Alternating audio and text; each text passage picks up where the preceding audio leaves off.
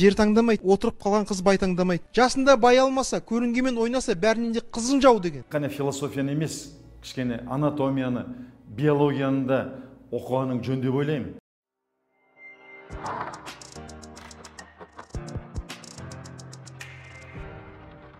Жер таңдамайды, отырып қалған қыз бай таңдамайды. Жасында бай алмаса, көрінгенмен ойнаса, бәрінен де қызын жау деген. Біз қазір әрбір қазақтың үйінде бір жау қыз тәрбиелеп отырмыз. Ақылсыздықтан жасалған нәрседен ақылсыз адамдардың ісі. Өзі біледі деген сөз, ол не? Ана қазақтың дәрменсіздігі ғой. Қыз ол товар. Қазір бізге сондай ата-ананың бірі. Жоқ, қараңыз, қыз товар.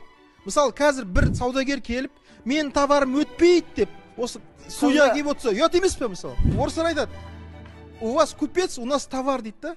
Шын мәнде қыз товар. Ал ата-ана ол сол товарды өткізу керек.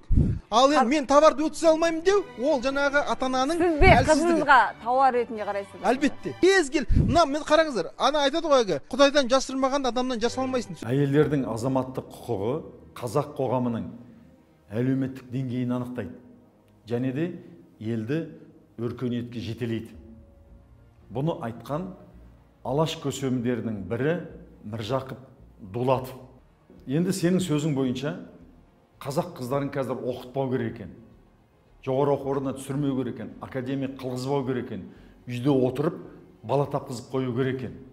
Ал енді сен тек қана философияны емес, кішкене анатомияны, биологияны да оқығаның жөн деп ойлаймын. Өйткені құр философиямен біз алысқа бармаймыз. Ал енді өзің мектеп оқулығынан білетіндей, әйелде 2 хромосома болады, X хромосомасы, ал еркекте XY хромосомасы болады.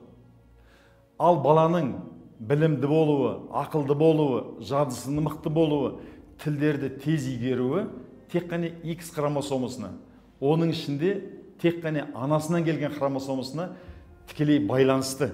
Білмесең, ғалымдардан осыны сұра, біл. Дана қазақ айтады, үйдің жақсы болуы ағашынан, ал баланың жақсы болуы нағашысынан дейді. Нағашысынан дегенде анасынан деп отыр ғой. Ол қасиет анасы арқылы келеді ғой. Ал оны ғалымдар жаңа хромосом арқылы дәлелдеп қойды. Еркектің X хромосомасы берілгенмен, баланда организм оны қабылдай алмайды екен. Баланың ақылды болуы анасынан, білімді анадан білімді бала туады. Және де ол баланы тапқаннан кейін, оны ары қарай оқытатын, тәрбиелейтін анасы емес пе?